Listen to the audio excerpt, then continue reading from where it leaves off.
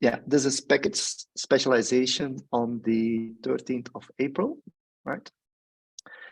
So yeah, so the agenda, let me share my screen quickly.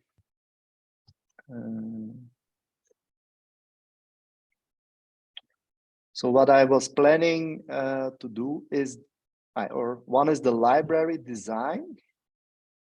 And so on Monday, we discussed a little bit the approaches. So there were two things important for this week. Actually, that is the third. So this is the third topic. So one is the library design. So maybe we'll talk about that a bit. Then the IP VLAN, and we can maybe discuss still a little bit on I can give you the latest status on the function SDK or the function runtime or whatever we call it. By the way, at the moment, my thought was to call it like this, condition SDK, but yeah, that's my personal view. Because kept function SDK is already consumed by the kept team. So they have a kept function SDK. So if we name it the same, it's clashing. But okay, that's a detail. But is that okay in terms of agenda? Yeah, I think so. Yeah, unless anybody else has something else. Yeah. Okay. So let's maybe go through. Maybe it's best to go through the PR, or I can also show it. So this is just one file, by the way. Actually, no, what was I doing?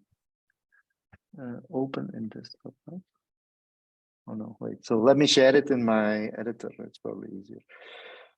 Yeah. So Sagar, you had a question? Yeah, I was just saying at that time for the agenda, do you want to also, if you have time, can we talk about the CRDs which you just pushed? Or you want to keep it separate?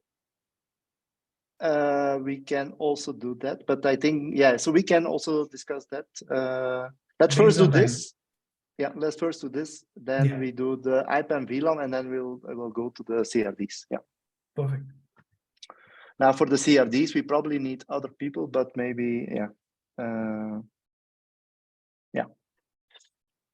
Okay, so this is actually the MD file that I put in here as so what I try to do is document a little bit the why, the requirements we have, the design choices we took, and then some information that might be interesting. So that's a bit how I structured it. So basically, so the why is saying, okay, we have a set of function and controller, and they all have to access this KRM resources.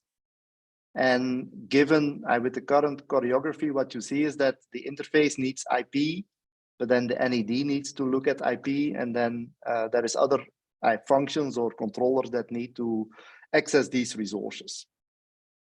Now, one of the important requirements, and I put it as first, is that when we manipulate this package, humans could have interfered or added things. So like right now, I mean, Liam, so you are creating this package right now. You could add comments to these KRM files because you are interested in, you want to basically specify why this parameter is like that, and so on and so forth. So as such, these packages are operated upon by both humans as well as machines, right? And what is important is that the humans, typically, they can add comments to actually, or give some more context to what this parameter is used for. And it's important that during this specialization phase, or this choreographical dance, or whatever we call it, that we retain those, right? And as a result, the way that we are interacting with these, or how these libraries operate, is important. So for example, initially we leveraged a Go struct because it's nice to, because it's type safe. But when you would marshal and unmarshal from a Go struct, you lose these comments. Okay. So, and then so that's one important factor that we have to design with, or a requirement that we have to adhere to. And then secondly, we have to, so we have different set of let's say actions. One is we start sometimes when we have nothing and we have to generate it. So for that, we opted for an approach to use a Go struct, and then from the Go struct, get the YAML file. So because when we generate it, we are a machine, right? And as such, those comments don't yet apply, if you will, right? So that's why we opted for a Go struct as a way to generate this resource. And then all the other operations are actually done through this kept function SDK library. So when we do setters and getters on these objects, because we, for example, if we get an IP, we have to basically say this is the IP address that was allocated. So we have to convey that to other functions. And as a result, we have to update those KRMs. So we have to do CRUD operations on those KRM resources in a way that we retain comments, right? So that's basically, in a nutshell, what this is about. There is one more thing which is important, is that also when we, let's say, consume KRM resources through the Kubernetes API server, we are, so the API server of Kubernetes does a bunch of validation. So if you set through KubeBuilder, you set a set of tags that this name cannot be longer than 64 characters. If you put in a value that is longer, it will fail, right? Of course, when we access these KRM resources directly from the functions, we lose that somehow. So we also need a set of validation rules that help us or assist us in complying to those specifications. Yeah, Vish, you had a question? So or comment? These rules are specified in the Open API spec for that resource, right? Yes, so that's where they are spec'd, and that's how the Kubernetes API server consumes them to do the validation. But here in the kept functions, we don't have a Kubernetes API server. We have to do something ourselves. No, we have something called kubeval function. The kubeval function can actually do that, right? We don't have to generate something new is what the point I was trying to say was kubeval is there. That's a function, kept function, and that can do it. So we're going to leverage that as much as possible. Yeah, so that's one of the things that we have to do, right? And what is important is that we keep those constraints as close as possible to the API. We don't want to have validation rules in these libraries. We want to leverage what the API spec says. The Open API spec where you actually call out the patterns. Correct. The thing. Okay, that makes sense then. Because if we have that in the Open API spec, we can leverage the kubeval function that is already implemented. Yes. Correct. And reduce the validation that we do in the libraries. Yes, correct. Thank you. So one question that I had on an earlier point that you had about the comments, right? You mentioned, you mentioned that comments will not get lost when we use the kept function already out there, like sets and gets. And you mentioned about using the Go structs. For any intermediate generation of the KRM resource, we are going to use a Go struct, correct? When we start from zero, we use the Go struct, right? Go struct, Yes. So we have to get to set. We cannot use the Go struct because then we lose this. For get, we have two options. We can either use direct access like we do with the setters directly on the resource, right? Or we could compile it to a Go struct and read it from there. So for getters, we have two choices. For setters, we only have one choice. We cannot use the Go struct. So which is the path that loses the comments? When we do the marshalling into the Go marshalling and unmarshalling, then we have a problem. Okay, so have you, I know that John had a comment to one of your PRs about having a test as well for actually making sure that your approach ensures that comments are kept. Have you already solved that problem, or is it still a problem that needs to be solved?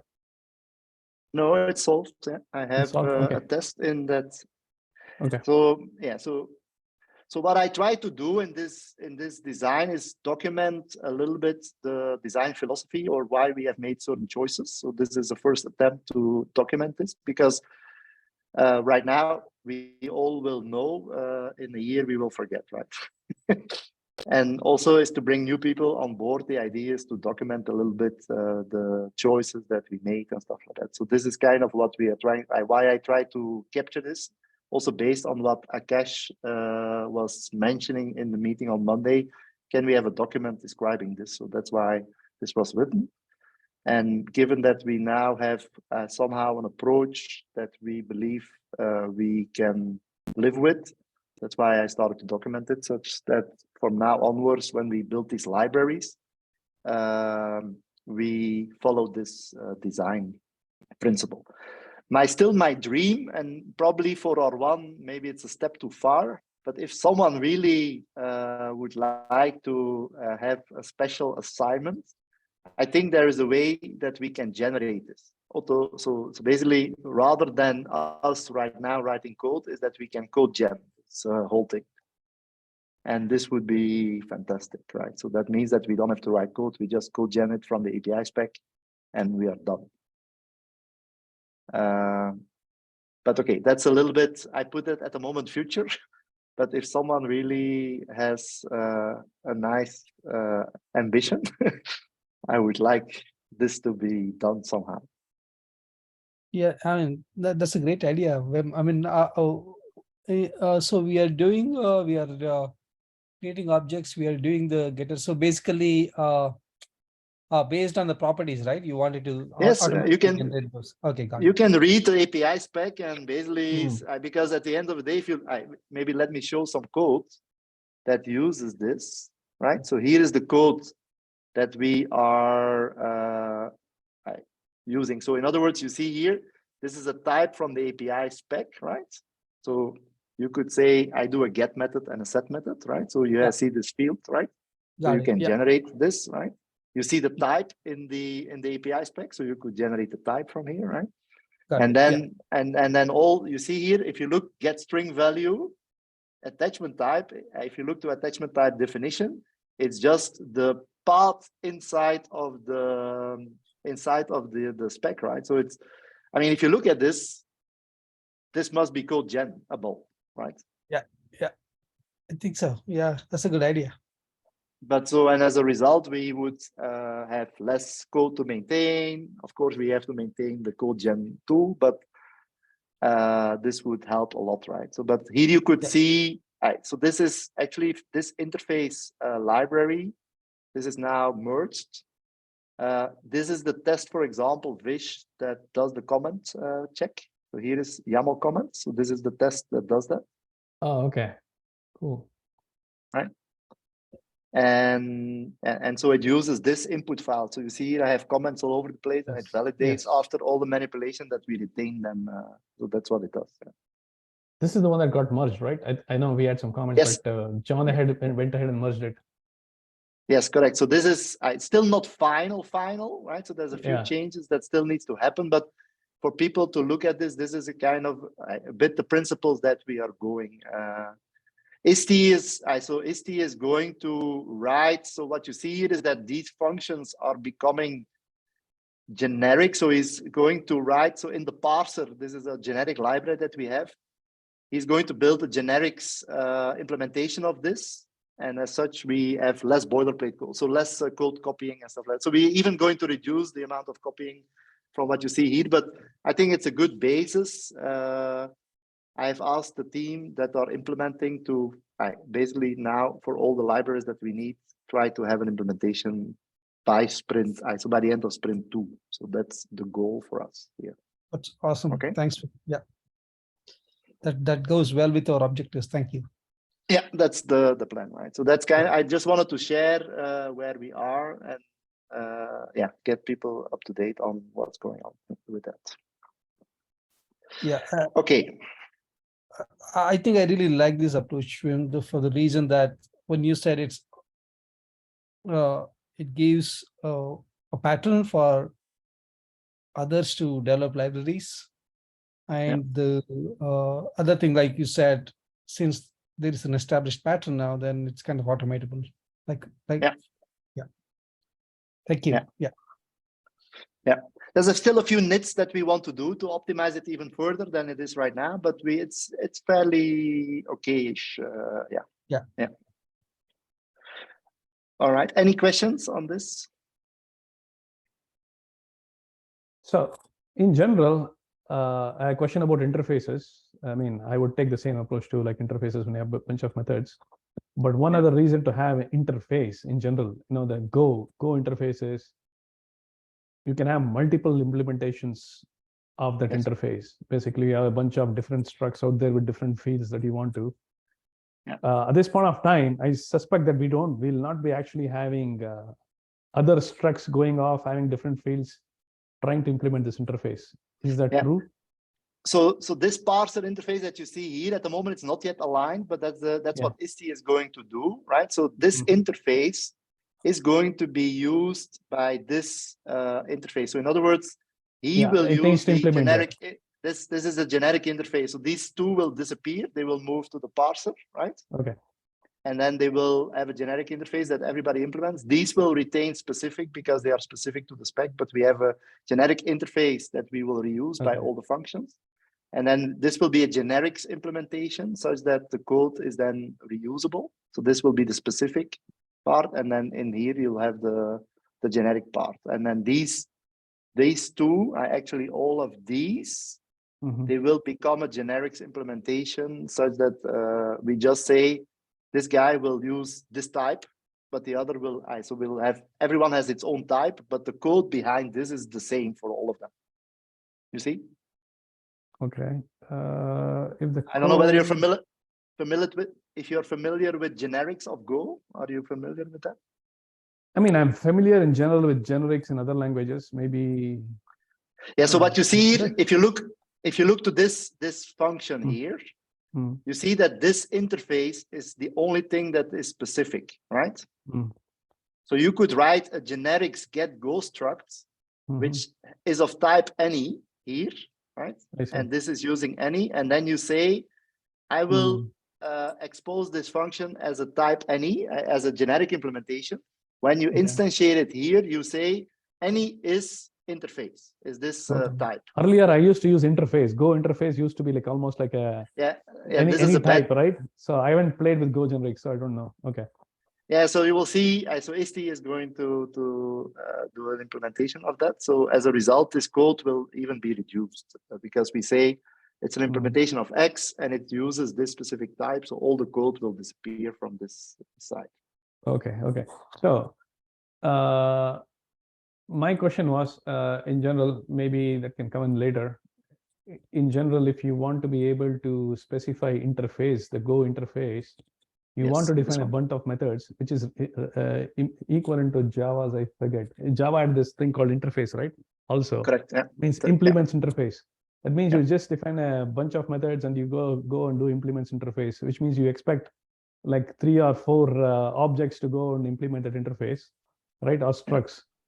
Yes. In this particular case, I was thinking that we probably, for example, when you look at this get attachment type, CNI type, network instance name, even though we defended it inside of an interface, Go interface, there's probably no other object that is going to have a different implementation of these methods. For this one, not. That's correct. Yeah, so, that's what I was trying to say. But this is for grouping. It seems like it's a good way to group it in terms of the Go interface. Otherwise, this could just be standalone functions as well. Yeah, so Go interface does 2 things in my view. One is doing this reusable building blocks. And these will be a generic interface, right? And then we will import them. But the second thing that Go interface does is that it shields the internals of this function from the outside, right? So that's the other thing that it does. So you don't have direct access to the internals of what is behind this implementation, right? So all the internals that we do now, in this case, it's only we retain a cube object. And so basically so this is the only thing that we retain. But and okay, in this case we expose it, but in a lot of cases you don't even expose it, which means that you hide the internals of your implementation from the outside world, and these are the only methods that you expose. Yeah. You see? So in this particular case, when you showed that function object there, the struct out there. This one, yes. Yeah, right. When that type IT face struct, that IT face is one of the structs that is implementing that interface, basically. Correct. Yeah. This is the implementation. This is the implementation of and my point I was trying to say was, you will not have something else, just like how we have IT face, you won't ITFCE, you probably will not have another implementation that says type STFSE. Yeah, that's correct. Not for these methods, but for these, yes, for these we will. But for these, that's correct. Just for the completion's sake, just want to add one of the big uses of interface is, I mean, the two, I mean, you mentioned Vish, and the other one is the big use is the mocking. If you are using unit testing, and if you are this as a dependency to some other module, and if you have implemented that as an interface, it's very easy to mock it. And then it's very easy to unit test. Correct. That makes sense.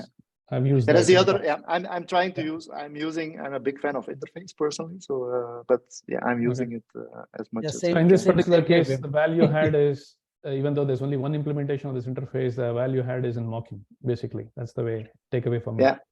Yeah, that's good. In this particular case, encapsulation, right? He is encapsulating that object. He doesn't even give access to the underlying object. He's basically protecting the access to the object through the methods. Yeah, so if I would not have exposed this, you will never see the internals of this object. Yeah. Right.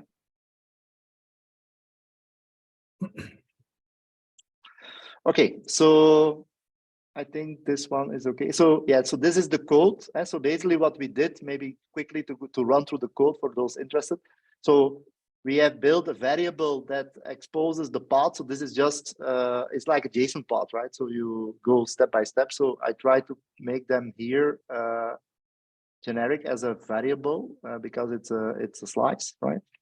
Then we have the interface, which we discussed.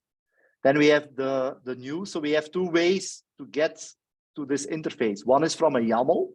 So this is when we read the resource list and the resource exists. We use this to get the YAML file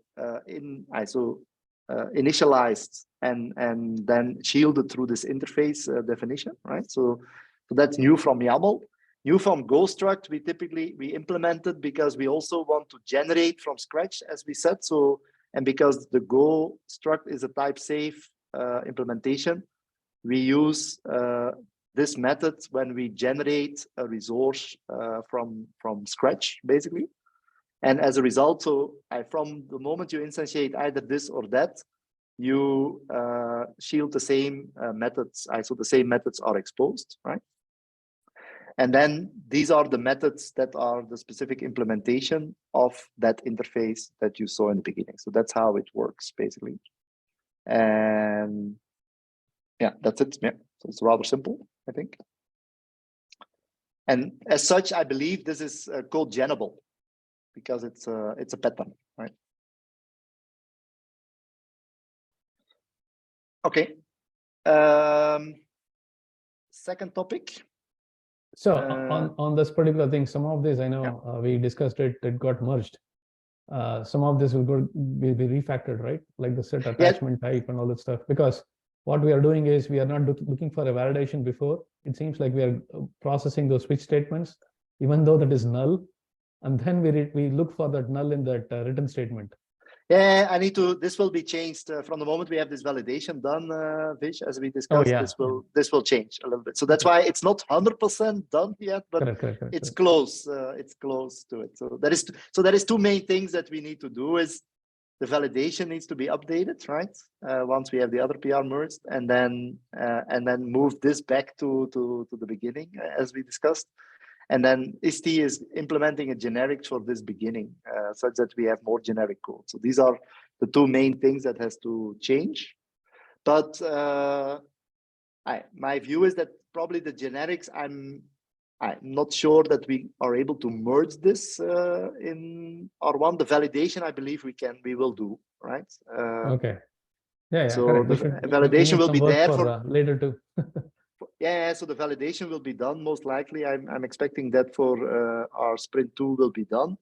The generics I'm expecting because of the lead time of a PR, right? I'm assuming it takes at least a week or something like that. So which means that if you don't have an implementation right now, it's going to be hard to get it merged. But okay, we'll never know, right? So yeah, it's a perception. To get a bit of reality into the mix. Yeah. Okay. Second topic, IPAM and VLAN, right? Yeah. So, okay, I am refactoring. So I actually have. So this is actually the code. At the moment, Okay. there is a branch. So what I have, so initially this repo, so it's still called Kubernetes IPAM, right? But you see here what I've been doing is, so this is the original API spec, but you see I'm refactoring the code to have, so there is a set of common libraries that are reusable for all the IPs and the VLAN.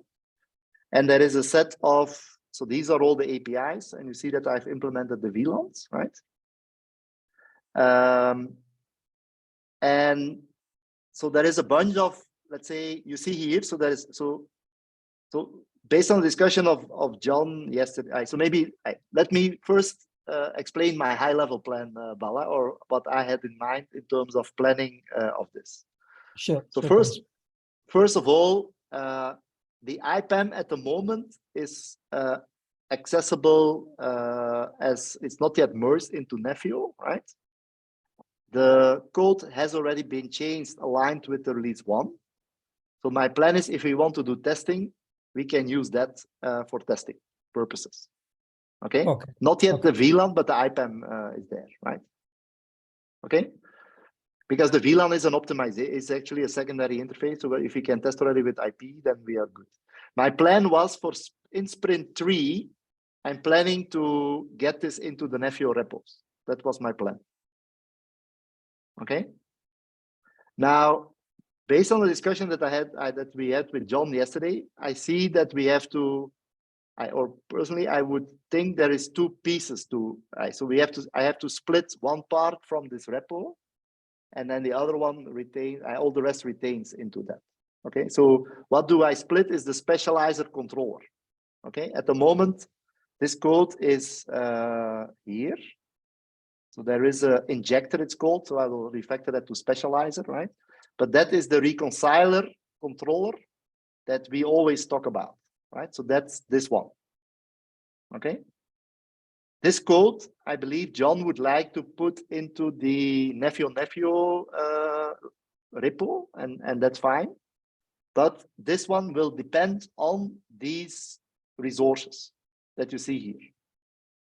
And I don't believe, I don't think it's a good idea to split these resources from this main repo, because you see that they are being used all over the place. Does it make sense?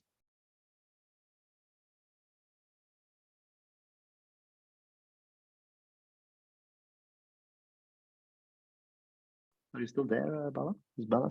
Bala dropped. Okay. I think hopefully we'll get to know better as we, at least maybe Bala knows more about this. Yeah. As we do code reviews, we'll probably understand some of these things better.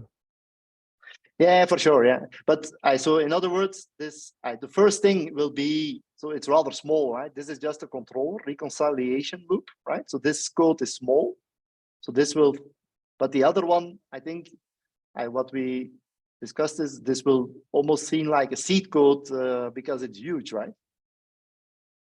You see, so this is the VLAN DB backend, this is the IPAM backend, so there is a huge amount of code. Huh?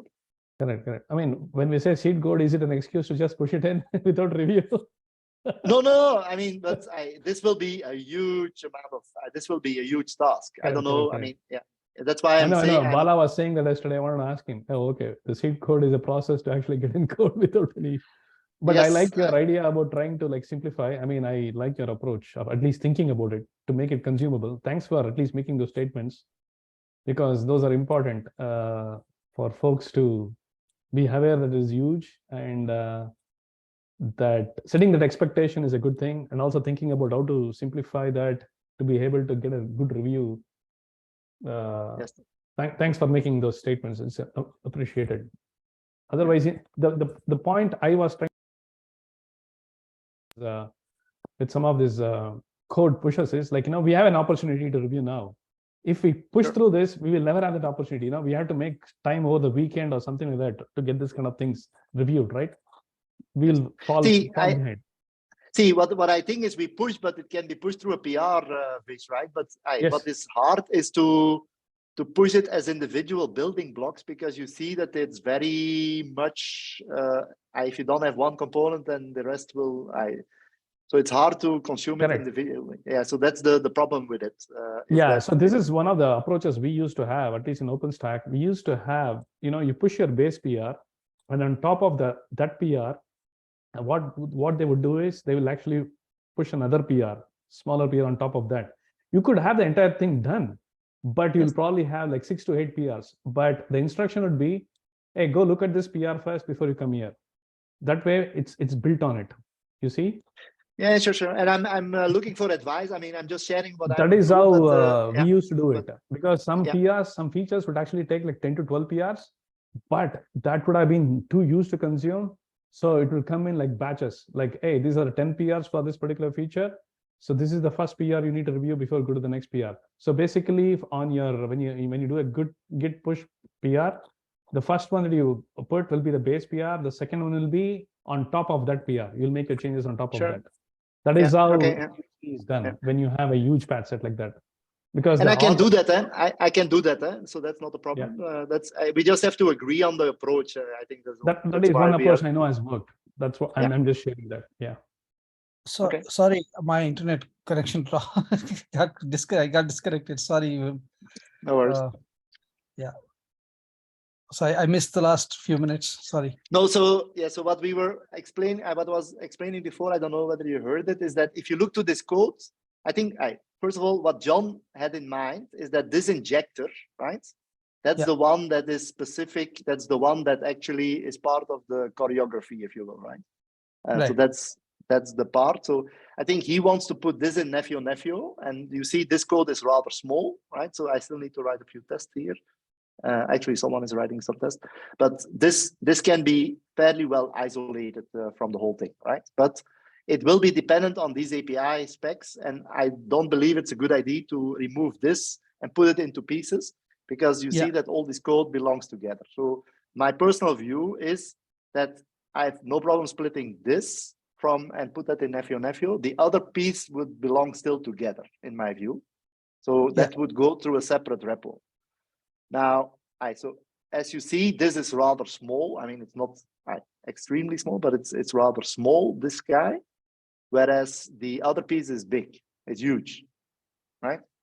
Yeah. So we can, I think there is two approaches that we see. Is either we treat it as seed code, in which case Fish is probably not be happy with that, because it's a huge amount of code, right? What he was proposing is to still push it, but into individual pieces, and then we review it independently. But it's still one big repo at the end of the day, but it's pushed into batches. But it will take quite a bit of time in that case to get through the chain, right? Yeah, I mean, that is one way. See, I mean. Yeah, I mean, first of all, to start with this thing, I think that's a good plan, just to separate the injector, which is a dependency, I mean, which is part of the core Nephew, right? Yes. And then the IPAM backend is obviously that can be a different one. So, but here we are also talking about the VLAN controller too, right? Yes. So there will be an injector for VLAN and an injector for IPAM. Yeah. So. Okay. Yeah. And my plan is to have that ready. So as part of Sprint 3 to start building upon this. Is getting that into the Nephew repos. That was my plan somehow. Oh, in Sprint 3, right? Okay. Yes. And then in Sprint 2, we can consume the currently host. So today, this is open source, right? So this is part of, it's at the moment in Nokia, but the plan is to get this all into the Nephew environment. Okay. I see what you mean. So, and then for Sprint 2, just consume it from where it is. Yes, yeah, that's my proposal. Okay, yeah, I think that's a good proposal. It's ready. The only thing is for the I think basically whatever we did for the workshop, we'll be doing for that to start the integration testing then to consume it from here in sprint 3. And then in sprint 3, we'll merge it. Then we will take it to locally. Yeah, That's the right correct. understanding. Okay, Yeah, good, that's my plan. Yeah. That makes sense. Yeah, that makes sense. So I think anybody has any questions, concern on that one, that particular aspect, how we want to consume this? What could be good that I do, I mean, if people are interested, probably it would be good to use the Monday meetings more as a Scrum type of thing, and the Thursday meeting more as a technology update. So more technical, I'm a bit more technical. Is that okay with people if we took that approach? So one of the things that I could do is explain how this thing works, right? So it's probably worth explaining a little bit. Of course, I will do the documentation, but it's probably worth explaining how this thing functions, because if you want to review this whole thing, if you start from nothing, it's going to be difficult. So one of the things that we could do is maybe not on the Monday next week, but on the Thursday next week. But it's KubeCon. Yeah, it's probably possible. So I can explain how the system is built, right? Yeah. That's good. Yeah, and then I assume next week you'll be out of pocket most of the time. Wim, is that right? My plan is still to do the meetings. Okay. Yeah, so I will be, because I think it's done. Yeah, okay, there is probably the party time after, but it's just in between, I think, so it's okay. Okay. I don't want you to miss the party. No, sure. We'll see what I end up doing. Yeah. But my plan is still to do the Monday and the Thursday meeting, so I don't think it should change. Yeah. So our plan is to just consume it the way it is. Obviously, in the starting sprint 3 would help us with that one. So in terms of pushing this, what was your original plan then in terms of pushing the both injector and injector in the backend? Injector is pretty straightforward, like you said. Yeah. So my plan is I start it when after KubeCon. So that's my plan to get it. No. What I meant to say is not when. How was your plan to push? Since you said it's a big backend. What was the? So I'm not familiar. I think I like Fish's approach to do it in phases. So start with split it because what you see is there is pieces that fit together, right? So for example, there is the VLAN DB. So that's how the database or the cache, if you will, works at the backend, right? So this can be together. There is the IPAM backend. So they are different because IPAM is a hierarchical tree, whereas the VLAN is a flat tree, right? So that could be splitted. There is then the VLAN backend implementation and the IPAM backend implementation that uses those data structures, right? So you could split that. Yeah. You could have the allocation, so all the protos, right? So here, all the things that the protos, how they are like allocate what, so you can split that side. There is some proxies that I'm using for caching and refresh handling, so that could be split. So I can put it probably in, or cut it down in, and then there is the API side of things. So I would think, I'm not sure, probably 8, 9, maybe 10 pieces. So what Fish was proposing is to put it into stages, right? So it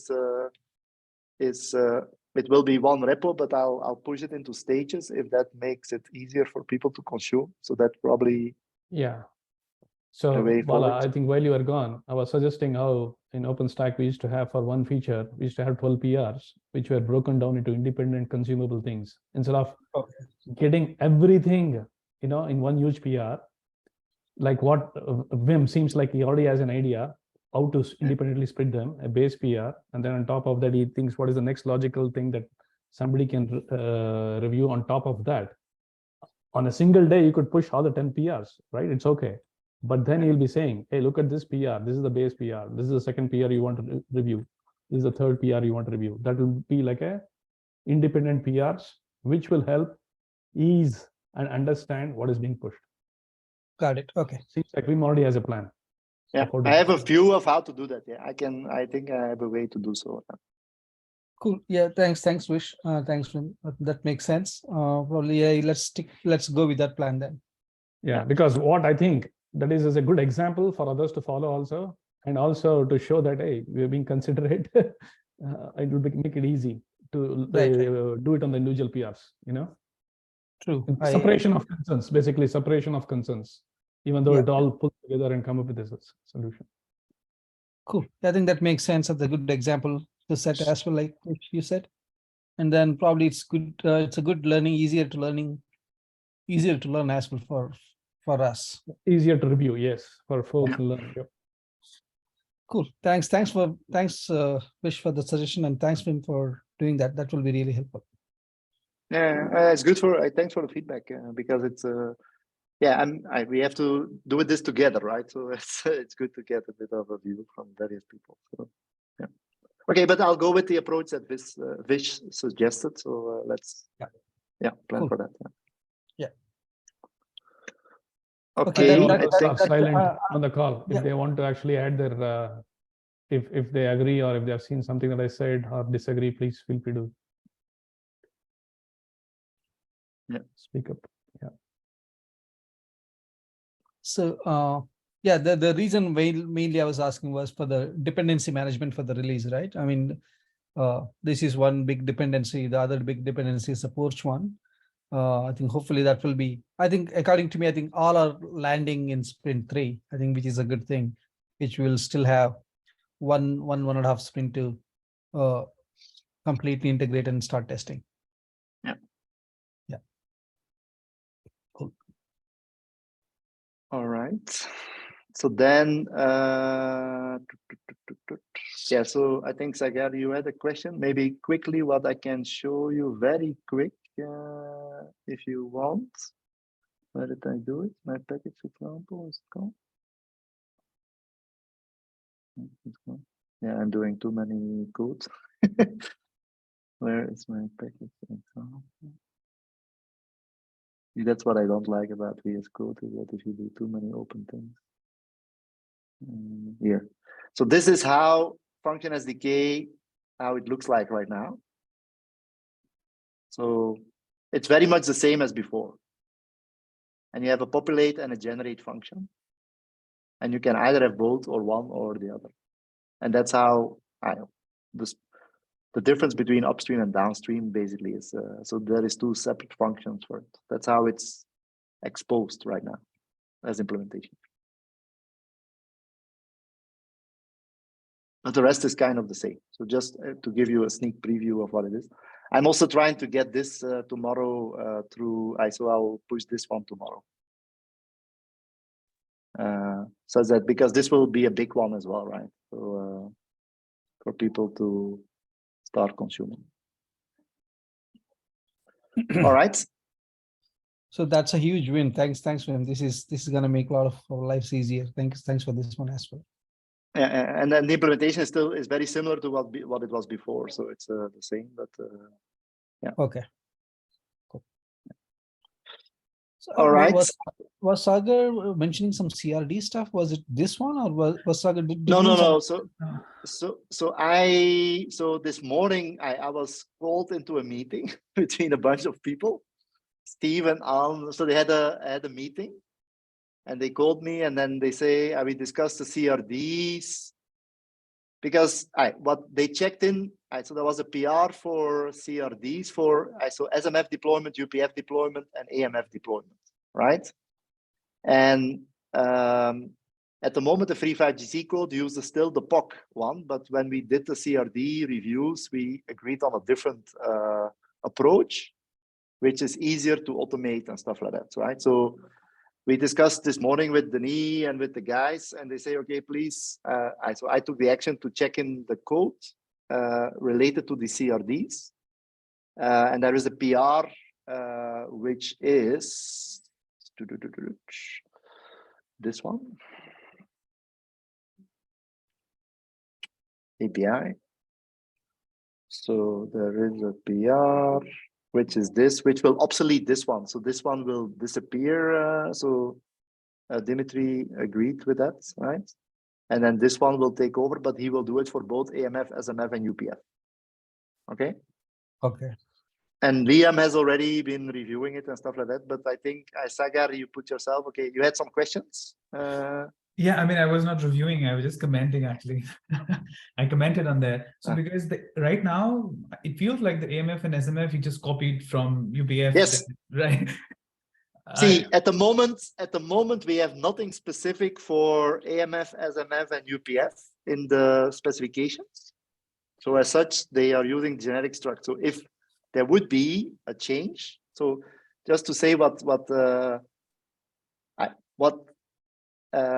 happened is the following. So at the moment, we have a single deployment spec, right? So all the types are in NF deployment, and SMF just references the NF deployment spec and the status, and UPF does the same, and AMF does the same. Of course, the content, like in the interfaces that we put to SMF, the name will be different, right? So it will be N3 and 4 and 6 for UPF, and it will be, what is it, N4 and 11 for SMF, right? So the names will be different, but the CR itself is designed to handle that, because otherwise, every time there is, the reason we did it, Sagar, was the following, is that every time there's a new interface in 3GPP or whatever other thing comes along, we have to change our CRDs. That would be bad, right? In my view. So the reason why we ended up with this design is to have a reusable implementation. And of course, in AMF, you only have 2 interfaces or 3 interfaces or something like that. So the parameters that are going in there will differ, but yeah. And that's the difference. Yeah, so that's the difference. That part is perfectly fine. I mean, we can have like something generic interface, and then we can have a type based on logical 3GPP interface. That's perfectly fine, because there can be a lot of them. But what I was more concerned about, like other parameters, for example, when you write things like, when there were things like maximum subscribers, maximum sessions, and maximum throughput and things like that. So there are a lot of things which are only specific for UPF, let's say, or SMF, but they don't need it. They don't have to be in AMF. Like throughput information does not have to do anything with the control plane. So things like that. Yeah. So the idea there is that you just don't set them, right? So the parameters are there, but you don't have to consume them. So the idea is there to have a generic building block, because see, if we design specific and tomorrow you need another parameter, we have to change. So the idea was to make it generic, even though there are parameters that might not be applicable. They are there, but you don't have to set them, right? If you don't set them, they will not be consumed. But then where are we going to mention parameters like PLM and everything? So how will we configure the network function itself? So so at the moment, what we try to do in NF deployment is to build a generic framework, right? Which is less 3GPP specific. So so for example, DNN is in there, right? Because we need pools. But what you see is that there is also a reference. So if you look at this, there is a reference of configuration parameters. So what you see in our packages, for example, there will be PLMN ID, which is referred to this configuration knob, and the operator will use those specific parameters to augment the configuration of the NF deployment. And as such, we can have vendor extensions that don't change our CRDs. You see? Yeah, okay. So that's the way to do this, is via these references. You can actually import other CRs that are specific potentially to a vendor, or are parameters that we did not in Nefio define so far, right? So these are things to extend the CRs in a way that come from specific parameters. So you could have a 3GPP CRD that someone defined, and we just consume that. We just don't want to reinvent the wheel. You see? Yeah, okay. And it's too generic, you know.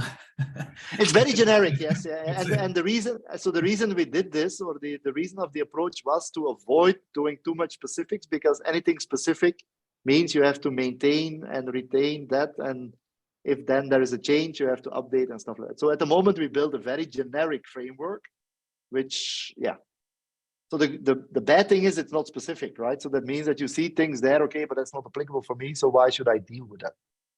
but it allows for more reusable code at the end of the day. And if we can deal with it like, okay, this is not applicable for that parameter, okay, then just check that, right? Okay, understood the approach. Thanks. Yeah. But Sagar brings a very good point. I mean, somebody, yeah, I have not looked at it, to be honest with you. I had to go back and look at it again. I might have forgotten looking into this. So general problem statement is VMC, since we are a generic CNF orchestrator. I know right now we are understanding we are dealing with only a subset of 5G core, but in general, I mean, obviously, when we support other 5G functions, which we are talking about at this point of time, and in general, other CNFs as well. So what do you think, Wim? I know we'll have a lot of, we will have a problems in our hand to be specific with network functions. So how do you, what do you think we should do? What do you think, how do we solve this problem? Yeah. Okay. So, okay. I don't believe, my personal view, Bella, is if as Nefio being able to specify every single use case, we will never be able to do. Okay. Okay. So that's my starting point or my base where I start from, right? Okay. Secondly, what you have to, where we have to deal with is that specific vendor have specific parameter for their implementation, or they might have a specific way to expose them, right? So that's the second thing we have to deal with, right? And then there might be, so these are two important aspects I think that we have to somehow accommodate for. And because what I've seen in other, let's say, attempts, they try to standardize every single parameter, right? So the problem is that we will be busy for more than 3 years, and then it's evolving to standardize every parameter that exists for 5G, right? And every vendor will have a different view on it. So we'll start discussing this forever, in my view, right? So at the moment, that's also, for example, why when we came up with this package ID, right, is why did we went for packages? Because we can have something that is a rather generic object, which we believe is very relevant to many things. We define that and then we put that together somehow. But what we don't do is we don't build all this relationship in code, if you will, right? Or explicitly into a CR definition. So what we opted for is to say, hey, we have a set of parameters and we'll figure out how to consume them, right? So that has been a bit the approach so far that we took. Now, the consequence of that is that this gives flexibility, right? But you have to deal with it somehow. Of course, we opted for, let's use 3.5GC as a reference to prove this, right? That's actually what we are doing for R1. Actually, we did in the POC, but in R1, we are going a step further. But it also means that, for example, let's say Nokia or Ericsson Sagar comes into play and he says, okay, I want to have my network function part of it. That means that the specific parameters that we haven't specified, they could do on their own, right? So they could build a CRD that they feel relevant for their parts. They add that as part in the package, right? It will be consumed. They could even write a function during specialization that does something with it if they want, but they don't have to, right? Let's say just as a cut through from specialization straight to the workload cluster. When they write an operator on the workload cluster, they will consume this, right? And what they will consume is they will get a CRD from Nefio, which has these generic parameters, right? And then they augment it with a set of CRDs, maybe 1, maybe 2, maybe 3, right? CRDs or CRs specific for their implementation that augment what Nefio defined, and they build an operator that consumes them. That's a bit the philosophy that we have right now to deal with that. Okay. And that's a little bit towards the meta model that Tal is saying. So it's a step in that direction. It's not a full-blown implementation yet, but it's a step towards that direction. You see? Okay. Is it true that at the moment, the NF deployment is let's say it's a terminal CR? There is no part of Nefio that wants to interpret what's in it. So basically we start from interfaces and IP allocation resources, and at the end we create the NF deployment, and we expect that if you put this CR custom resource into a Kubernetes cluster, then it will deploy an actual UPF or AMF or SMF. Yeah, correct. So right now, what I'm trying to say that right now we do not have it to have nephew defined fields at all. So basically, we at this moment we can just say that if you are 3.5GC or a network function provider, please provide the necessary network function, the NF deployment kept function or KRM function that creates your own custom resource based out of interfaces and whatever as we have in the kept package. You know that is the last kept KRM function in the pipeline, and then config sync will just deploy the whole thing. But I understand that later, when we will have nephew standardized day 2 processes, then we would want to interpret parts of the deployment structures, but we don't know what do we want to know about them. So I would delay defining the nephew common part of these kind of NF deployment CRs to that when we actually start to use it. Let's not try to guess in advance what will be useful for those kind of processes. Okay, maybe I'm not sure whether I 100% captured, but so the way I think I phrase it is that NF deployment is kind of the skeleton that nephew defined that comes down to the workload cluster and that a vendor would have to interpret somehow, right? What is in there for the most part is a set of infrastructure related dependencies that they have to agree with another party, right? So as a result, that's why interface IP addresses, VLANs, network attachment definitions and stuff like that are there, because they are typically owned by infra people, not NF deploy people, right? So if I would to say what is NF deployment, is kind of the consumption of a set of attributes like IP addresses, VLANs and stuff like that, that are, let's say, owned by an infra team that an NF needs before it can deploy, right? Now there is a set of, to get an NF deployed of a real, NF like Nokia or external, there's a whole set of other parameters that are needed that do not have these infra dependencies and that they can decide upon themselves. That would be given to the workload cluster through this mechanism. Because they know that they belong together. Yeah. One question, Wim. So I mean, so I mean, the OEM is a different animal, I would think.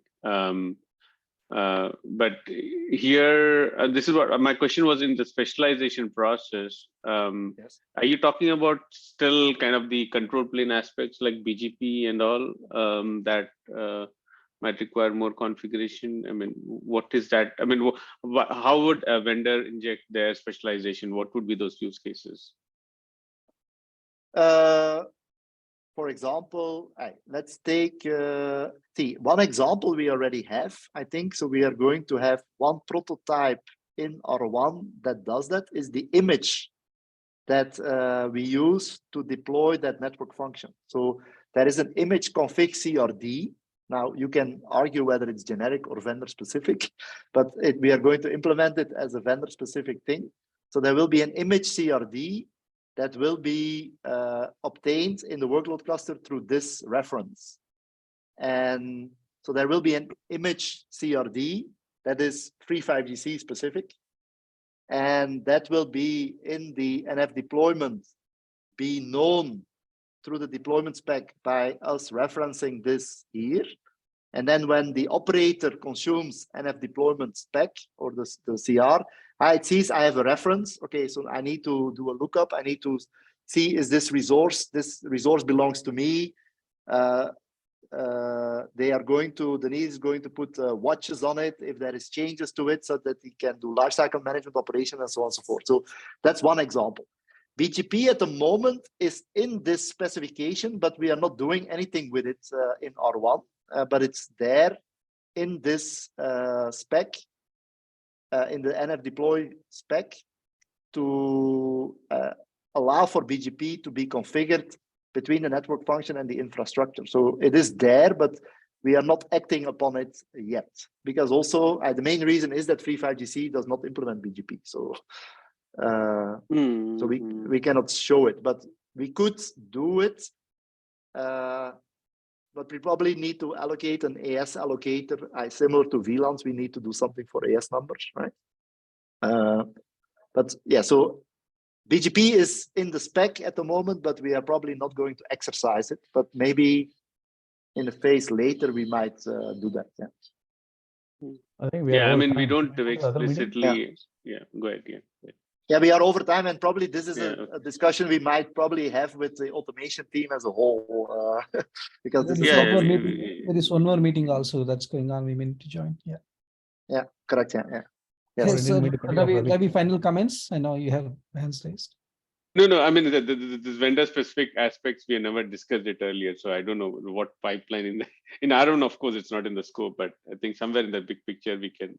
This point I was never aware of. Like there was a provision for vendor-specific specialization. Yeah, and that was like Tim said. This requires a detailed discussion. Probably. Yes. Can have it requires a discussion with the wider team. But if you see it to the CRD spec, it has this. The name was just vendor reference. If you look to the CRD spec, it has vendor reference in it, but I changed it to some people asked me to change it to config. But if you go and look at the vendor ref, you see here it was there. I didn't change it. It was there in the spec in the CRD talk. I just copied it. Okay. Yeah, I mean, the use cases is what I was more interested. But we never discussed how to consume it. That's correct. Yeah, that's correct. Yeah. Cool. And by the way, what I'm just saying is maybe not the only way to use it. So just quickly, but so yeah. Okay, we'll meet in the other meeting then. Thanks. Yes. All right. Thanks, Tim. Really appreciate it. Yeah. Thank you. Thanks, man.